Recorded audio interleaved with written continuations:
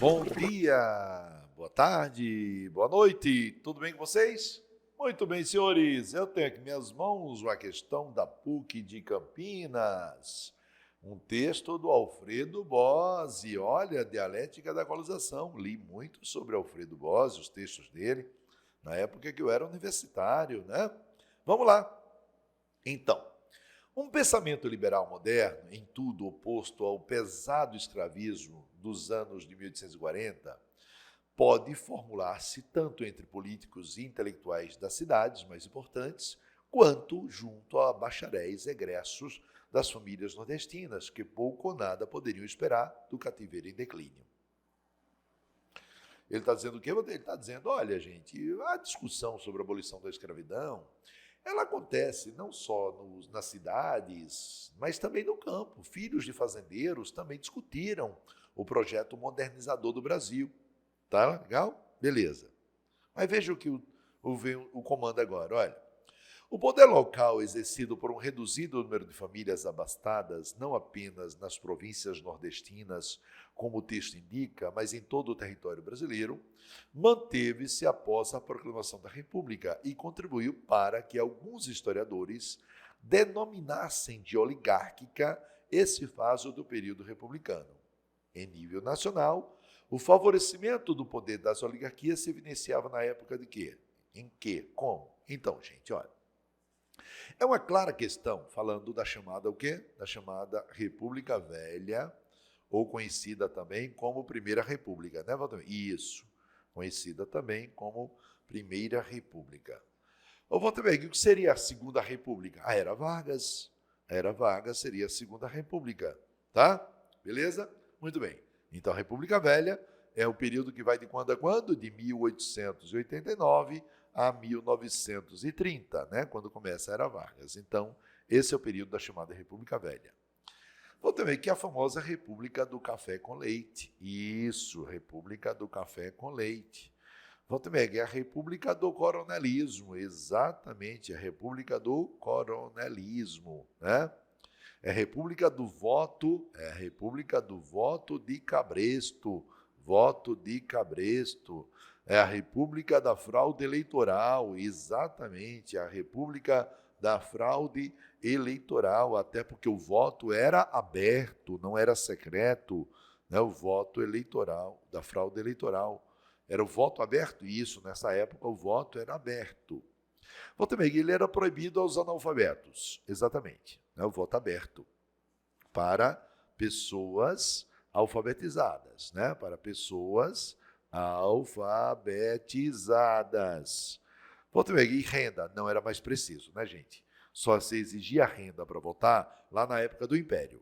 Agora, com a República Velha, não era mais necessário a renda. Bastava o indivíduo comprovar que era alfabetizado. Beleza? Muito bem. Voto bem, tudo isso aqui se consolida também através da chamada política dos governadores. Exatamente. Durante o governo desse presidente aqui, ó, olha o nome do cara, Campos Salles. Durante o governo de Campos Salles, que é o segundo presidente civil, né, o primeiro foi o Prudente de Moraes. Então, durante o governo desse cara, de 1898 a 1902, o que foi que esse Campos Salles fez?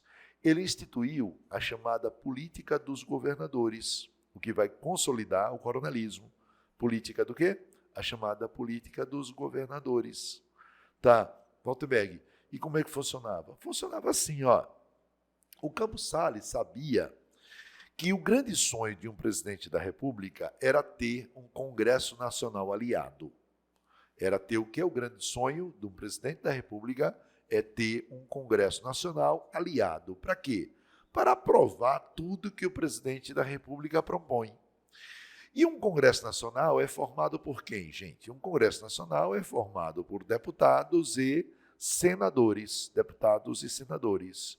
E esses deputados e senadores, todos nós sabemos, eles são eleitos até hoje em seus estados, né? Eles são eleitos em seus estados. Então, onde é que o presidente da República tem que agir? Lá. Lá onde? Lá nos estados. E lá nos estados, quem são as maiores autoridades? Os governadores. Por isso que esse episódio ganhou o nome de quê?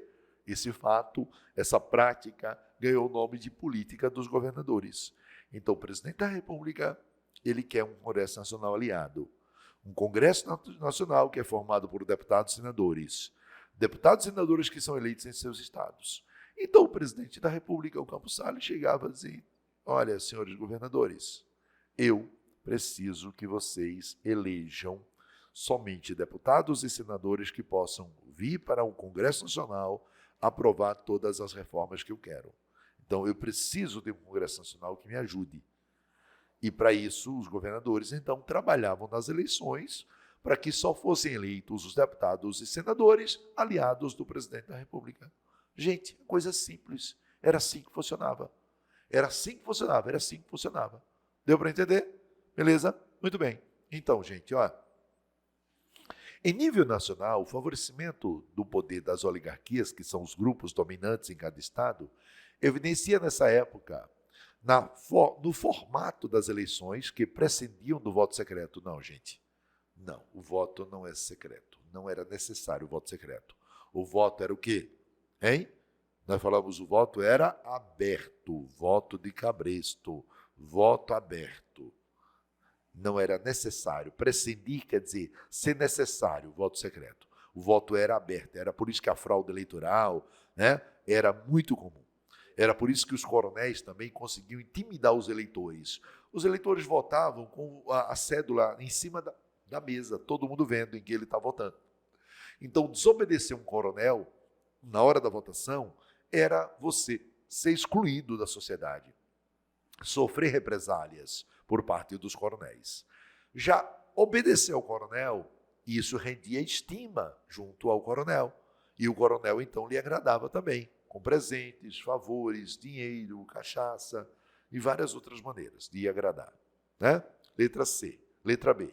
No combate a movimentos populares como o cangaço, que vinham causando o fim do coronelismo. Ao contrário, né, gente? Muitos cangaceiros, o cangaço. Muitos cangaceiros eram aliados de coronéis. Mesmo era assim. Às vezes o coronel ele não tinha jagunços suficiente para realizar determinados serviços, então contratava, né, um cangaceiro. O cangaceiro recebia dinheiro, armas, cavalos, comida, apoio, abrigo, e aí o cangaceiro muitas vezes executava, né, crimes a mando do coronel ou para agradar o coronel. Tá? Então, o cangaço não combate o coronelismo. Tá? Letra C. Na existência de uma comissão verificadora de poderes, que a cada eleição redistribuía os poderes do Legislativo, Executivo e Judiciário. Isso não é verdade, gente. Essa comissão verificadora de poderes seria o TRE de hoje, né? Seria o TRE de hoje, ok? Só que naquela época, gente, essa comissão verificadora de poderes era formada por indivíduos nomeados pelo prefeito, pelo coronel. O cara que contava o voto era nomeado pelo candidato. Então não havia essa redistribuição. Isso aqui está errado, isso aqui está errado. Não redistribuía poderes. O poder era sempre mantido nas mãos dos mesmos indivíduos. Tá certo? Letra D, Walter. Na nomeação de interventores junto aos governos estaduais pelo presidente, a fim de garantir que os interesses dos principais oligarquias fossem atendidos. Isso aqui é uma armadilhazinha, viu, gente? Por quê? Interventores só em momentos específicos, tipo nos primeiros 2 anos da República ou na chegada de Getúlio Vargas ao poder. Os governadores dos estados, chamados na época de presidentes, eles eram eleitos pelo povo, pelo voto direto. Tá? Beleza?